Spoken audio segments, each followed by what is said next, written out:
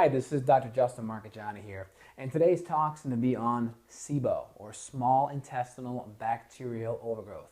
The truth about SIBO. So again, SIBO is a real big hot topic in the paleo community and the alternative medicine community today. So let's talk about what is SIBO. So again, SIBO stands for small intestinal bacterial overgrowth, and let's go over what's actually happening in your body. So this is our colon right here, and you can imagine various bacterial particles. The majority of them actually sit in the colon. And we have this ileocecal valve right here that's supposed to keep the bacteria in the colon and not being able to migrate back upwards to the small intestine. And what happens due to stress and inflammation and due to overgrowths of bad bacteria due to sugar or fungus or chronic infections, that can cause shifts in the pH, having a diet lower in butyrate, whether it's from resistant starch or essential fatty acids or good bacteria in our gut, or potentially eating less fermentable or probiotics.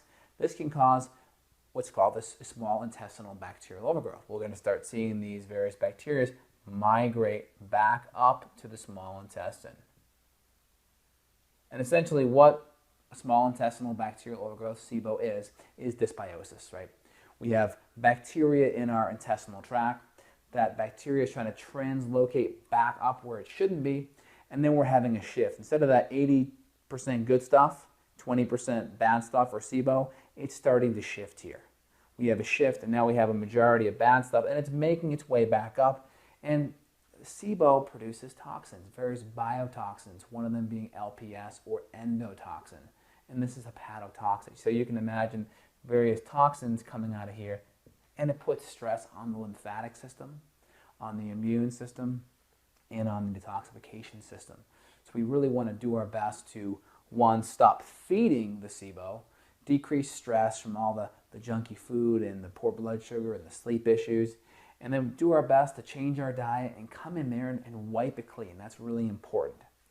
So right now there's a couple of different strategies on the dietary side we can do.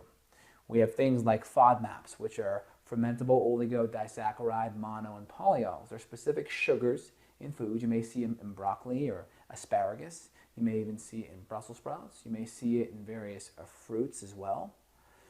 And again, the goal really isn't to cut FODMAPs out forever, but the goal is to get to the point where we kind of starve out a lot of that bad bacteria. And typically there's a point in the program when we come in with specific herbal medicines, ideally, that's my philosophy with using the herbs, and we'll talk about it why, number 3 here, to clean it out. And once we're able to clean that bad stuff out, we can start to reintroduce some of these good stuff in the process. So there's one angle where we're coming in trying to starve, and the second angle is we're trying to come in there and kill. And if we do it from both ends, that's where we have the best results. If you just do it one way over the other, you may have relapsed effects. So again, looking at again here, here's our SIBO here. It's making its way back up. So a couple of different dietary strategies. Cutting out FODMAPs can be great. SCD or DAPs, where we go to an umpteenth degree, where we cut out salicylates and phenols. We may have a lot of bone broth and things like that to help soothe our intestinal tract. That can be really, really good. Again, amino acids are very helpful to that gut lining. Again, we have IgA or antibody A right here. Imagine antibody A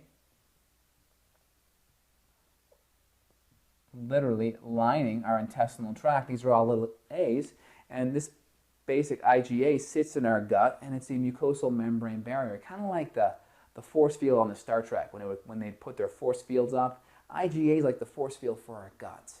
And IgA loves amino acids. It especially loves L-glutamine. So that's why taking L-glutamine can be very helpful to kind of fuel the enterocytes in that small intestinal tract to really build up that IgA. It can be beneficial. So again, IgA lines here, and when we have stress from our various SIBO, that can wear down that IgA. And adrenal stress also causes the IgA to wear down too. So again, dietary strategies. We talked about cutting out the FODMAPs. And again, some people, they may even have an autoimmune condition. So even going AIP paleo or autoimmune protocol in conjunction with a rotation diet can be enough. Also cutting out the FODMAPs too to really help starve this out. So that's one dietary strategy. Supplementally, we can also even add resistant starch. This is a big thing. Resistant starch is a sugar or starch that doesn't get broken down all the way by the body, and typically there's a good amount of it left over to be broken down by our intestinal flora. Specifically, the Erectile or the Roseburia bacteria love it. They feed up that resistant starch. Again, we have type 2 and type 3 are the main ones we're focusing on.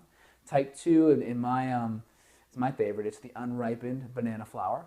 And type 3 is going to be the potato flour, Bob's Red Mill potato flour that's cooked and then cooled, and that creates the crystalline matrix that makes, again, the potato flour resistant. So type 2, type 3, that can fuel a lot of that good bacteria in the gut, and the main byproduct is butyric acid, the same acid that's in butter, actually. That creates a lower pH. That lower pH creates a more inhospitable environment for all this bad bacteria to live. And again, we produce higher amounts of good bacteria, and the good bacteria kind of beat down a lot of the bad stuff too.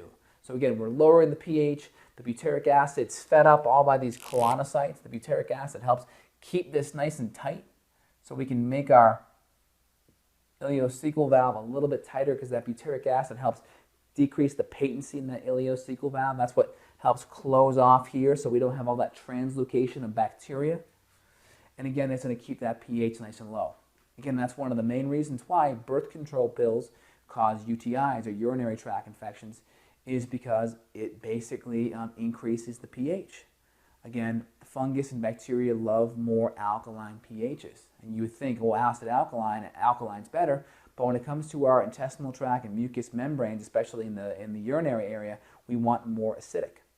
And we look at certain probiotics, especially acidophilus. Acidophilus literally translates to acid-loving. So good bacteria produces lots of good acid byproducts that keep the pH nice and low, which prevent the bacteria, the bad stuff, from really growing out of control. And again, let's look at the herbal medicine strategy. So again, I wrote these numbers down here. There was a study that was recently done. I'm going to put it in the show notes beneath the video. What they found was, in the trial, they had one group did herbal medicines to treat their SIBO, and one group did antibiotics. The specific antibiotic was rifaximin.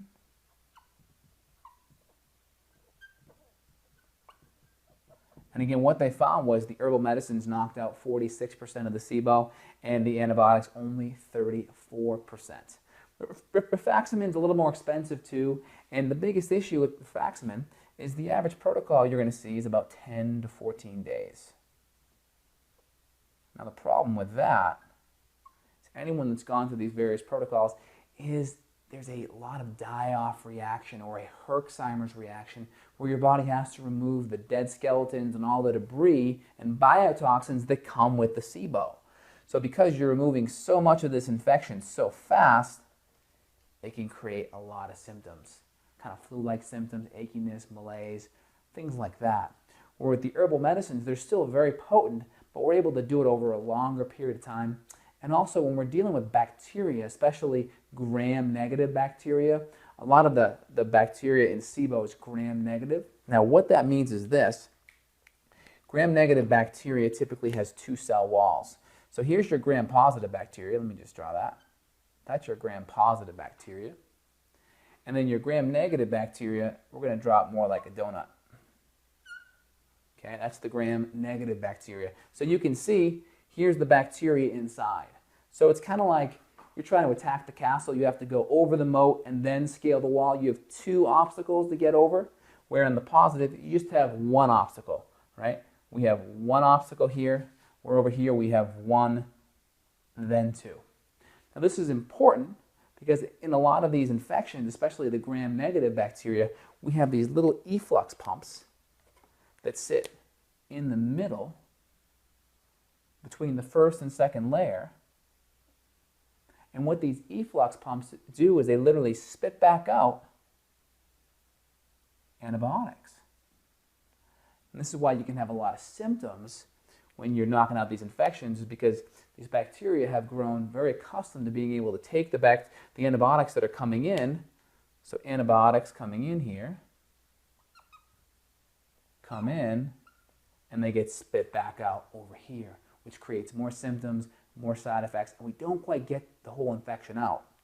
Where if we're using an herbal medicine protocol over a 1 to 2 month period, maybe longer sometimes, we can wear this down. We can just beat it down by just repeatedly hitting it over and over and over again, and we eventually wear down the mechanism that's used to essentially prolong the antibiotics from being as effective. So antibiotics do work. Again, I always urge people to save their antibiotics for life-saving situations, and to always use the herbal medicines first because they're so safe and more cost-effective.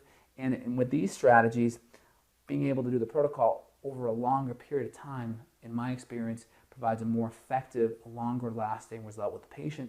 So if we combine the diet, the dietary strategies and changes up here, maybe adding some resistant starch, and then we go look a little bit deeper at these infections and do an herbal medicine protocol over a longer period of time, we can get better results. And there's also one last dimension, is a lot of these SIBO infections, there may be an underlying parasite infection outside of the bacteria. So the last thing I would say, looking a little bit deeper, the SIBO may just be the tip of the iceberg, and there may be an underlying parasite infection that really could be driving the whole issue. And I've seen that quite frequently where people are treating this long-term SIBO issue, and it's really an underlying parasite. So again, if you're having these issues, this should give you some good information to get started. If you want to dig a little bit deeper, or you have any questions to ask, feel free and look below my video. Subscribe for more great videos like this, as well as get onto my newsletter for any special updates coming your way. Thanks. This is Dr. Justin signing off.